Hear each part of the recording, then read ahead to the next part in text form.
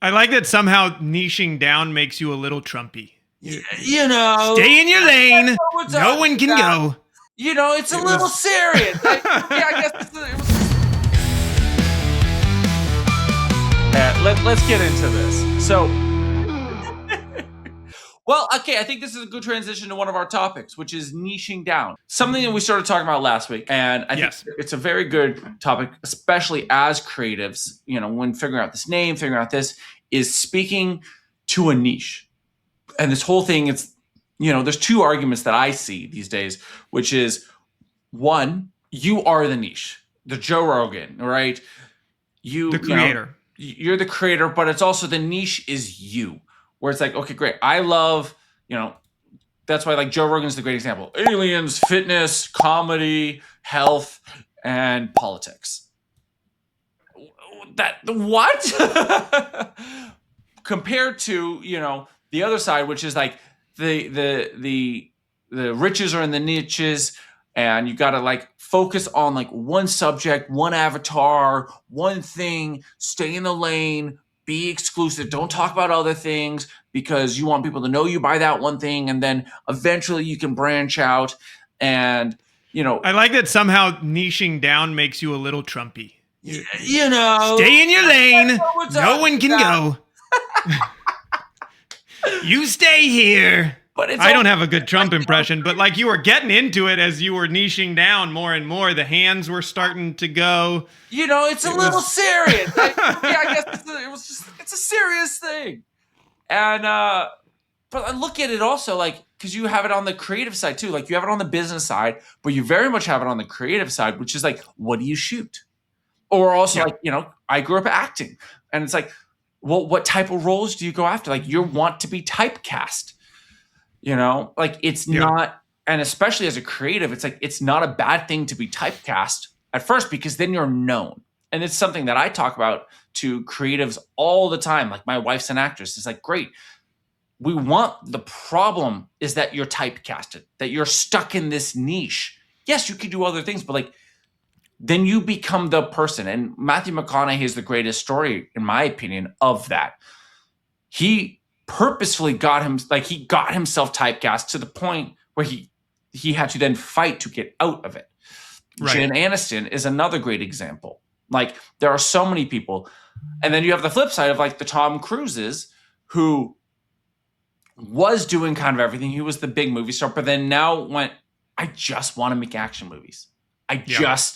That's all I'm gonna do. Like he doesn't do the Magnolias and the interviews with the vampire anymore. He just does the Mission Impossibles, the Jack Reachers, the, Live, Die, Repeats, the big action movies. Yeah. So those are his, yeah. I'm going to open it up to you first, just on your thoughts on the niche and successful actions.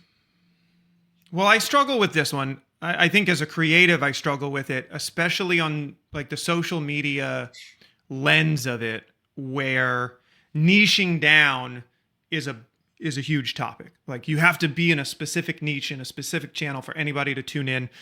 And I think as a human being, that's really hard for people to lock into.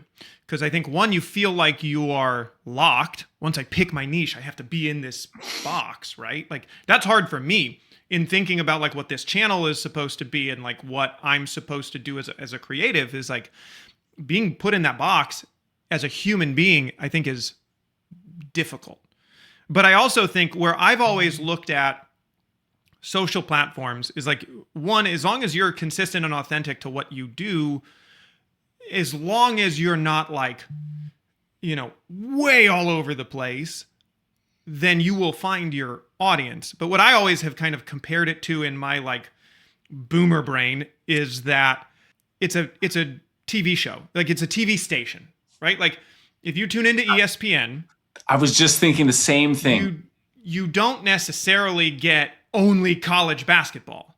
You might have like tennis and then the Masters this weekend and then a football game. But like you don't tune into ESPN and all of a sudden it's the Days of Our Lives soap opera, right? Like that would be so far out of their niche that you'd lose your core viewers. And that's where it's like, But and I've seen the, if I may jump in.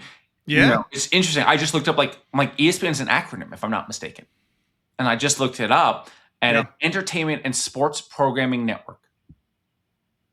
And so that is the niche. But it's funny, they don't even really go into entertainment. You could say the entertainment of sports. They've got so many talk shows. Most of Sports Center is just people talking about other people doing stuff. But about sports. It's the entertainment of And that's the niche. Yeah, it's just everything sports. And sure, live sports, talking about sports, sports competitions, and it's very interesting. That's a great way. Sorry, I cut you off, but more just from the standpoint I didn't want to forget it in terms of ESPN, but it's a great way of saying it. So continue what you were saying. Well, a trend that I've been seeing in the creative landscape is this kind of widening of the niche umbrella, which I tend to think fits back into like my thesis of being a TV, a network station, where like if you're so lasered in on a niche that you are limiting yourself to creative ideas or concepts or like branching out to different partners because it's not quite in that niche. Like the other thing I struggle with is as a human being, I may want to do, this podcast, but then go break down like this mouse that we did last time, like it has to, for me, be able to, if it gets so niche, then I'm trying to manage like 8 different channels all at once. You said this was a problem that you had. And that's exactly what I'm running into. I was, because I've had, I've had that exact problem on multiple platforms. So like I was doing my YouTube channel and where it's like, okay, great. Let me talk about just the things that are going on in my life. Like I did a big Airbnb build out. And so I was pushing that a little bit on top of my photography, on top of my filmmaking, on top of just daily vlogs. And people were like, I don't care about your photography. I want to see your trailer build out for this Airbnb. Then people are like, well, let me see the next, let me see your next short film. I don't care about your Airbnb build. Like, I'm like, so I would crash because I would start doing it and just create the things that I want to create. And I would crash. And so to the point where like, I've gotten so aggressive. I have like 5 TikToks and 5 Instagram channels and like 3 YouTube channels. I'm like, it's exhausting. It's absolutely exhausting. Like, cause I've looked at it less of even a network and I've looked at it as shows. Great. Yeah. This Instagram is just this show.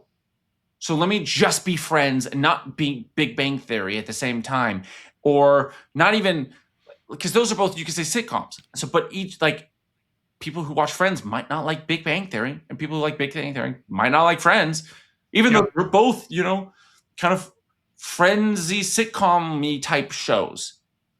But 2 very different audiences. Yeah.